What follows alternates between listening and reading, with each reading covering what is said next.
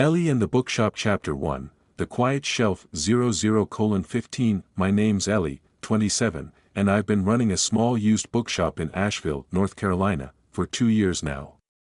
It's 2015, and Asheville's a quirky city, all artsy cafes and mountain air, with tourists wandering the streets for craft beer and vinyl records. My shop, Dog-Eared Pages, is a narrow space downtown, crammed with shelves, a creaky wooden floor, and a coffee machine that hums more than it works.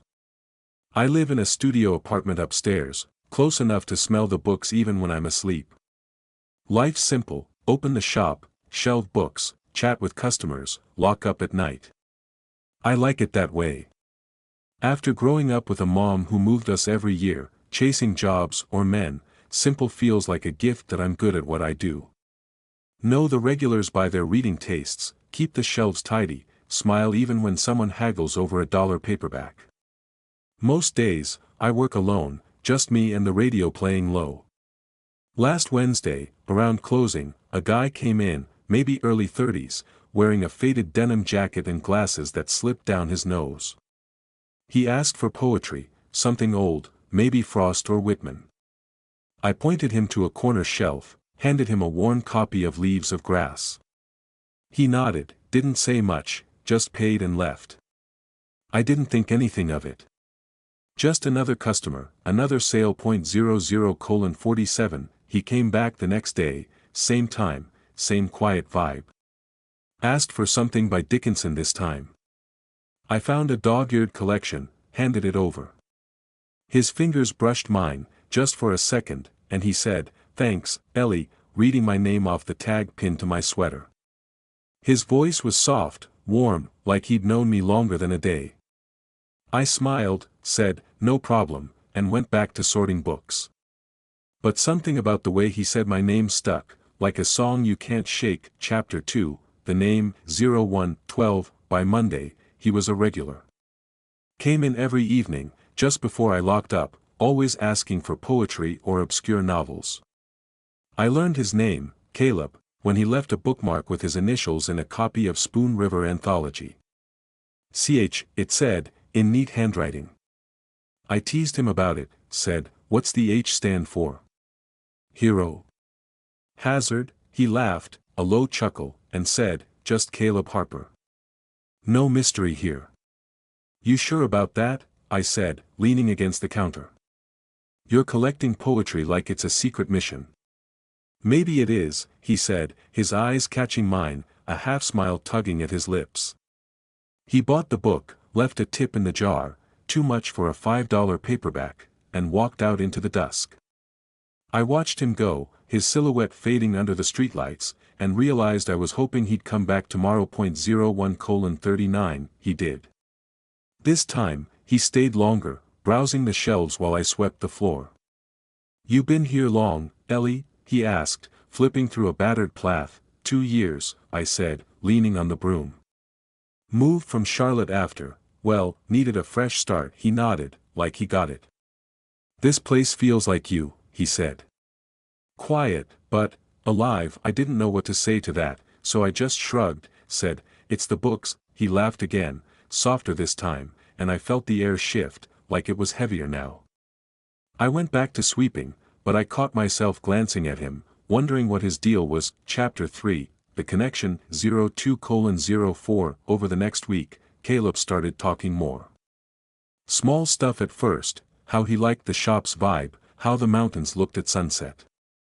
He was a music teacher, he said, taught guitar at a community center, picked up freelance writing jobs to make ends meet.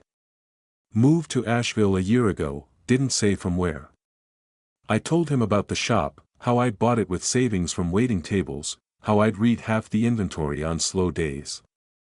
He listened, his glasses slipping down, his eyes steady, like he was memorizing every word. One night, after closing, he stayed while I locked up. The street was quiet, just the hum of the neon sign outside and the breeze carrying the smell of pine. "You walk home alone every night?" he asked, hands in his pockets. "I live upstairs," I said, pointing to the ceiling. "Not exactly a trek."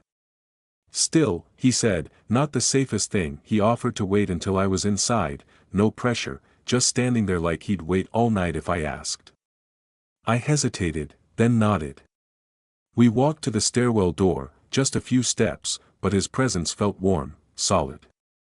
"Thanks, Caleb," I said, unlocking the door. "Wanted to," he said, his eyes holding mine a second too long. I went upstairs, heart beating faster than it should have, wondering what I was feeling. 02:36. The visits became a routine. He'd show up near closing, browse for a book, stay to talk while I closed up. We'd linger by the stairwell, talking about the shop, the town, bits of our lives. I told him about my mom, how her moving us around left me craving roots, how I'd left at 18 and never looked back. He didn't say much about his past, just that he'd left some things behind before coming here. I didn't push. Something about the way he listened made me feel safe, like I could say anything and he'd still be there tomorrow. Chapter 4, The Spark. 03:08. By late April, I was looking forward to Caleb's visits. It wasn't just his looks, though he was handsome in a quiet way, with dark hair and a smile that felt private, like it was just for me. It was how he made the shop feel less lonely, how he'd lean against the counter, reading a poem out loud, his voice low and steady.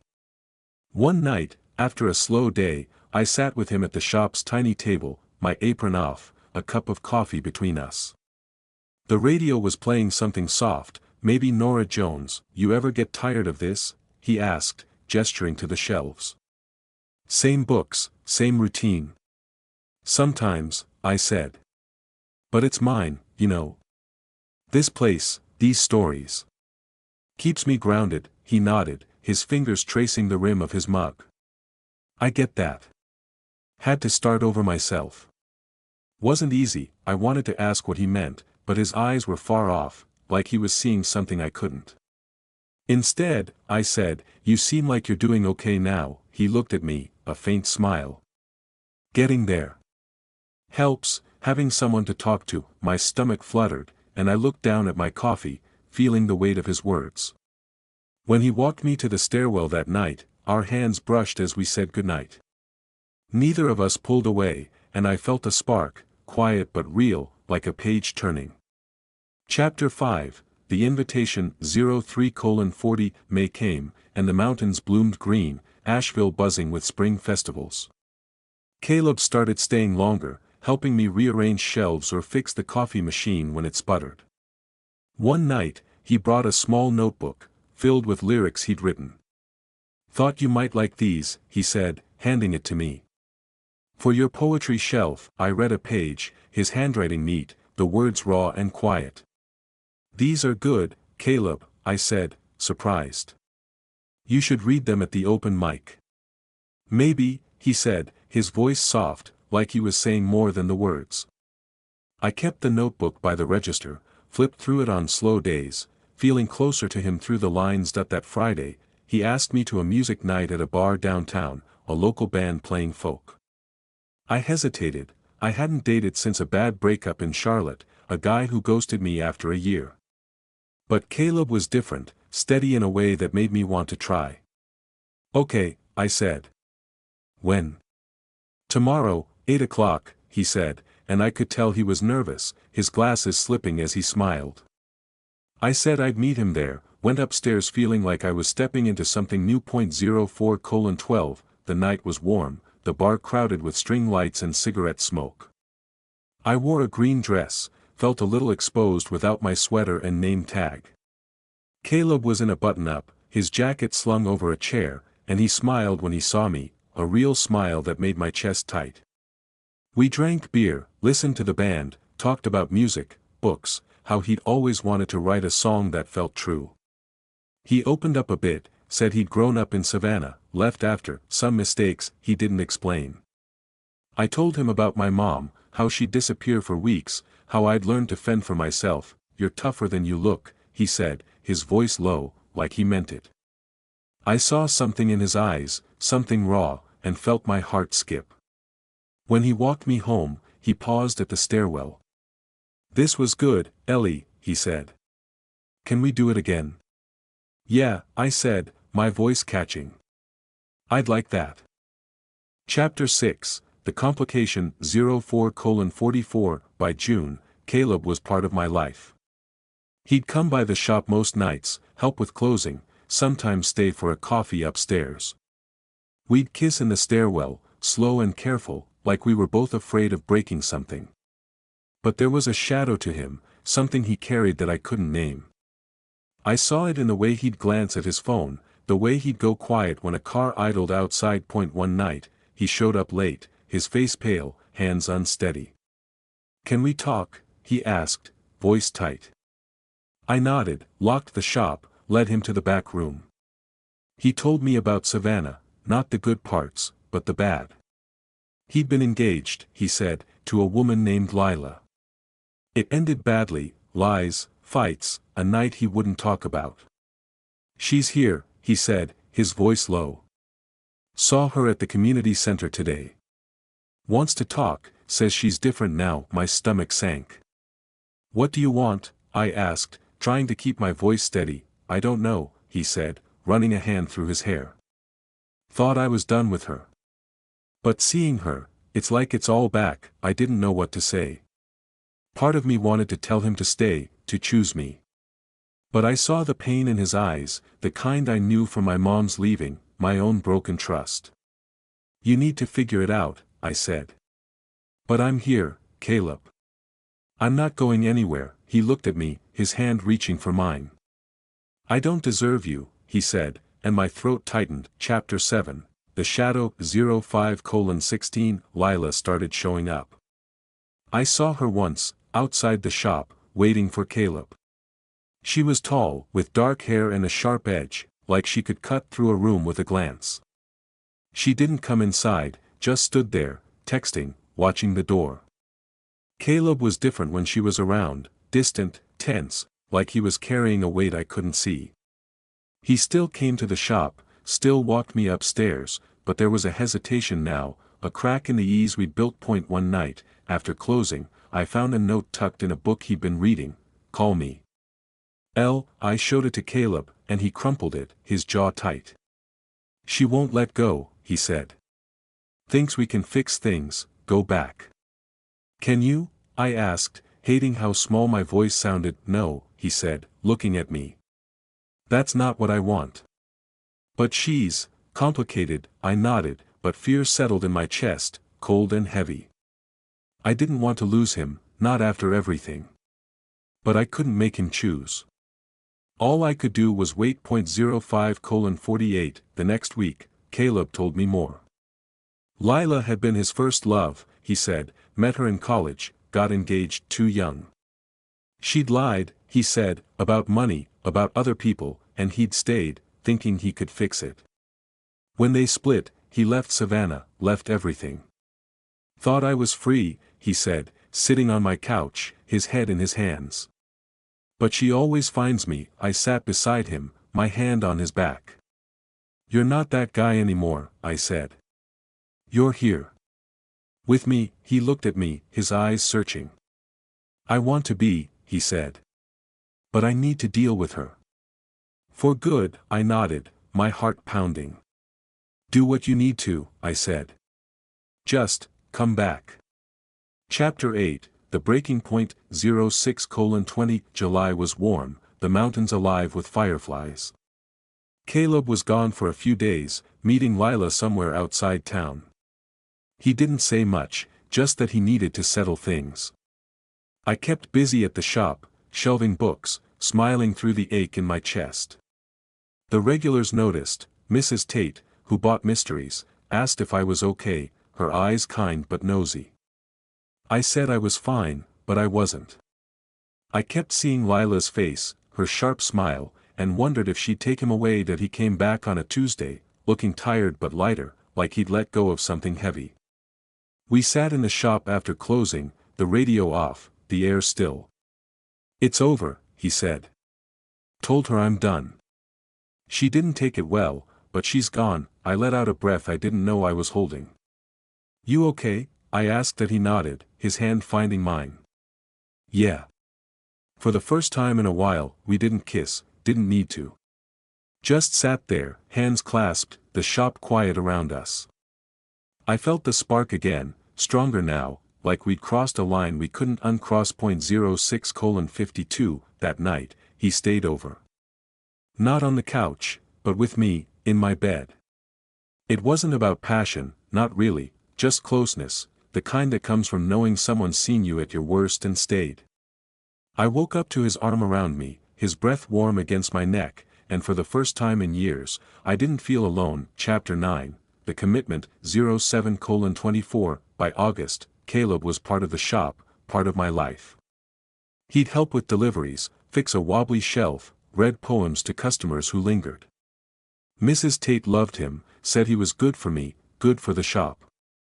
We'd spend evenings together, walking through Asheville streets, sharing stories we hadn't told before. He talked about his dad, a musician who died when Caleb was 16, how he'd learned guitar to feel close to him. I told him about my mom, how I'd found a photo of her once, smiling in a park, how I wondered if she ever thought of me. One night, by the French Broad River, he stopped walking, turned to me. "Ellie," he said, his voice steady, "I'm not good at this, but I love you. I want this, us, for good." My heart stopped, then raced. I'd felt it too, but hearing it was different, real. "I love you too," I said, my voice shaking. "But I'm scared. I've lost people before." "Me too," he said, taking my hands. "But I'm not going anywhere." We kissed then, under the stars, the river murmuring nearby. It wasn't a promise of forever, but it was a promise to try, and that was enough. 07:56 The next month, we moved in together. Not to my studio, but a small house near the river, with a porch and a yard big enough for a garden. It was a risk, money was tight, and the shop wasn't a goldmine, but we made it work. Caleb took more teaching jobs, started writing for a local magazine. I kept the shop running, started a poetry night on Thursdays, reading with customers like Mrs. Tate.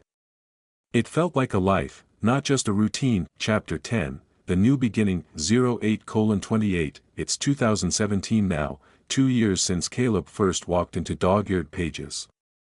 We're married, a quiet ceremony by the river, just Mrs. Tate, a few regulars, and Caleb's sister, who came up from Savannah.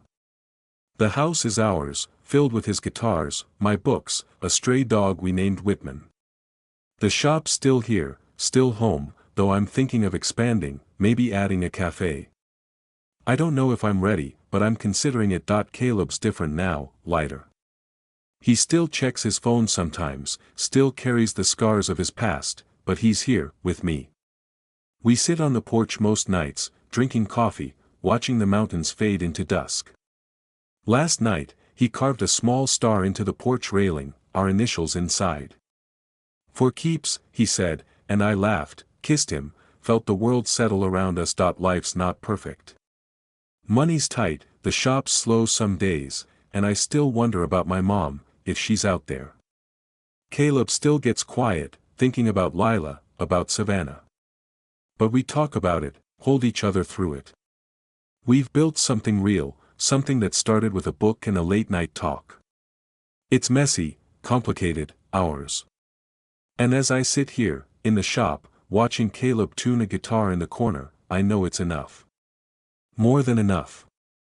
Conclusion, the pages we keep. 08:30 It's 2020 now, 3 years since Caleb and I stood by the French Broad River, promising each other a life we weren't sure we could hold on to.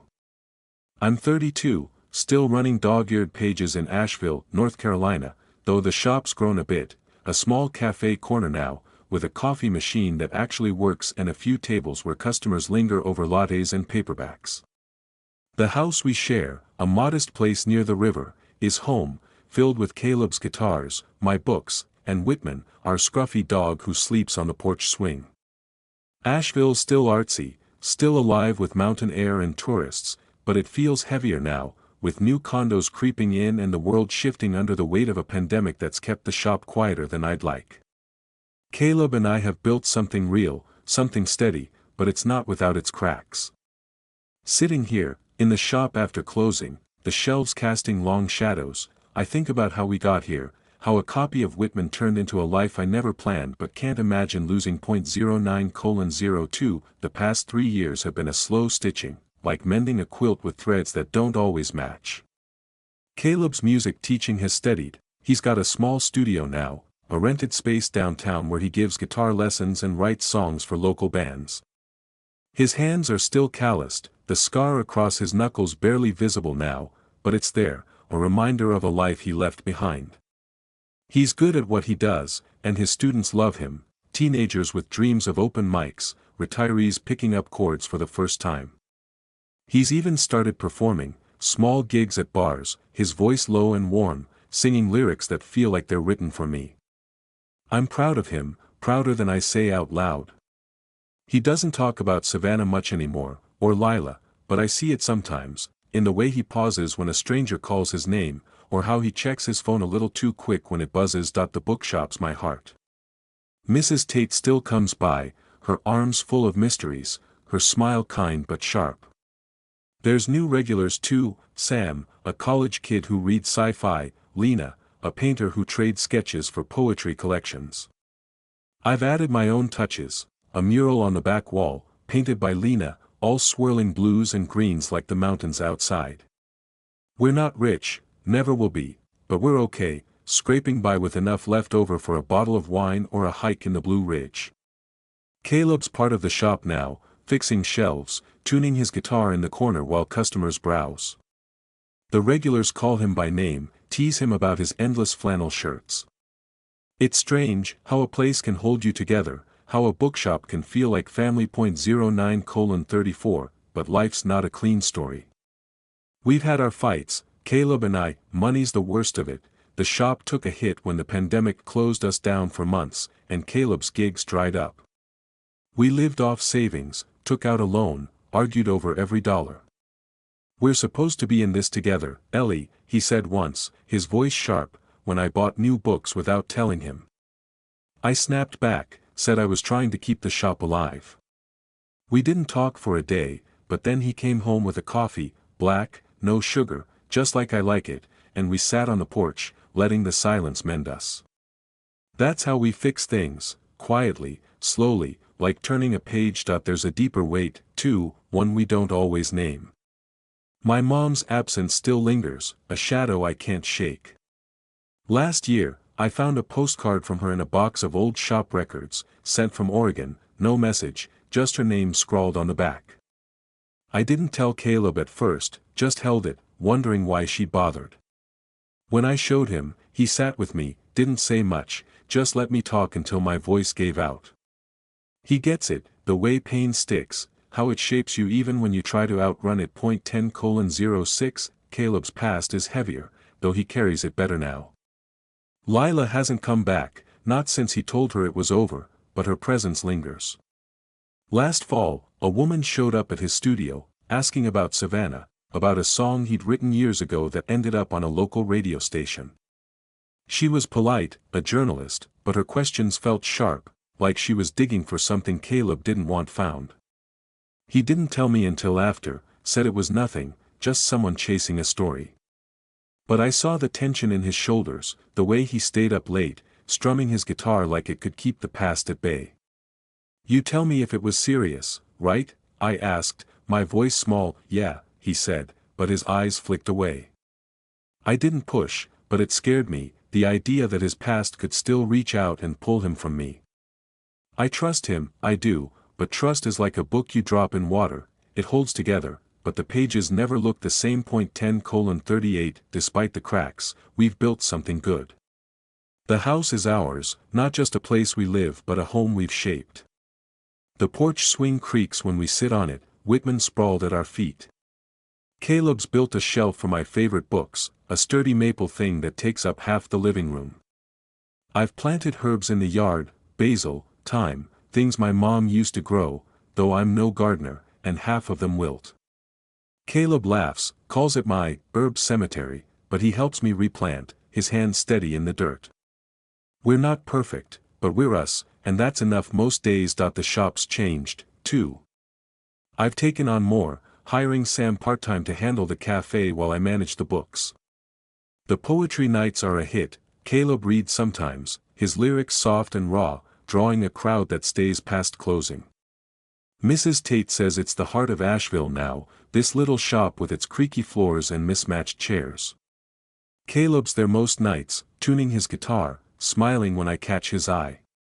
He's proud of me, shows it in the way he lingers, the way he listens when I talk about new plans. 11:10 We talk about the future sometimes, late at night, the window open, the river's murmur drifting in. Caleb wants to record an album, maybe tour small venues. I want to keep the shop going, maybe open a second location in Raleigh. We don't talk about kids, not yet. I think about my mom, how she wasn't ready for me, and I wonder if I'd be any better. Caleb says I would, says I'm stronger than I think, but he doesn't push. He knows I'm still carrying pieces of my past, just like he is. Asheville's changing around us. New galleries open, old shops close, and the tourists keep coming, drawn to the mountains and the vibe. It's good for the shop, more customers, bigger sales, but I miss the quieter days, when it was just me, Mrs. Tate, and the regulars. Caleb fits here, though, in a way I didn't expect. He's made friends, Tom, a barista who jams with him, Lena, who paints his album covers. I watch him sometimes, laughing with them, and I see a lightness he didn't have when we met, like he's finally letting go of Savannah. 11:42 Last summer, we took a trip, just the two of us, to the Smoky Mountains. Rented a cabin, no phone, no shop, just us and the trees. Caleb brought his guitar, played soft chords by the fire. I read a novel, some old romance, and we'd talk for hours, about nothing and everything. One night, under a sky full of stars, he pulled me close, his hands warm against my back.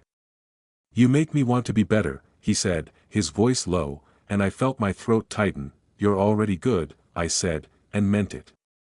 We kissed, slow and deep, the kind of kiss that feels like a vow. I think about that trip a lot, how it felt like we were the only two people in the world, how it reminded me why I chose him, why we chose this. 12:14 Back in Asheville, life keeps moving. The shop's busier now, thanks to a feature in a travel blog calling us a must-visit literary haven. Caleb's studio is thriving, he's got students lined up through spring. We're not rich, but we're okay, better than okay. Mrs. Tate's talking about moving to Florida, leaving me her mystery collection. It scares me, the idea of the shop without her, but Caleb says I can do it, says he'll be there every step. I believe him, not because it's easy, but because he's never let me down. Lena came by last week, her sketchbook under her arm. She saw us together, me behind the counter, Caleb tuning his guitar. "You two are something special," she said, smiling. "Like you were always meant to be here," I laughed, but her words stayed with me. Meant to be. I don't know if I believe in that, not after my mom, all the ways life can shift under you. But with Caleb, it feels close, like we're writing our own story, page by page. 12:46 There's still fear, though, quiet but real. I worry about the shop, about keeping it afloat with chains like Barnes and Noble nearby. I worry about Caleb, too, about the past that lingers in his silences, in the way he checks his phone when he thinks I'm not looking. Last month, a letter came, no return address, just a single line, "You can't hide forever." Caleb tore it up, didn't say a word, but I saw the fear in his eyes, the same fear I feel when I think about losing this life we've built. That I confronted him that night, sitting on the porch, Whitman snoring beside us. "You tell me if it was bad, right?" I asked, my voice shaking. That he looked at me, his hand finding mine. "It's nothing, Ellie. Just ghosts." I wanted to believe him, but ghosts have a way of lingering. I didn't push, just held his hand, felt the calluses, the scar, the weight of everything he carries. "We're stronger than ghosts," I said, and he smiled, faint but real. 13:18 We not perfect, Caleb and I, we fight sometimes, about money, about plans, about the way I hold things in until they spill over. But we talk it out, always, over coffee or on the porch, the river humming in the distance. He's teaching me to trust, not just him but myself, to believe I'm enough. I'm teaching him, 2. To let go of the guilt he carries, to see himself the way I do, kind, steady, worth loving. Last night, we sat in the shop after closing, the radio off, the neon sign buzzing softly. Caleb was sketching chords, his pencil scratching quietly. I was reading some old poetry collection, my feet up on a chair. He looked up, caught my eye, and smiled. You know, he said, I never thought I'd have this. A home. I put the book down, leaned across the table. Me neither, I said. But here we are. He reached for my hand, his fingers warm against mine. Here we are, he said, and we sat there, in the quiet, the shop holding us like it always has. It started with a book, a late-night talk, a man with a scar and a past he couldn't outrun.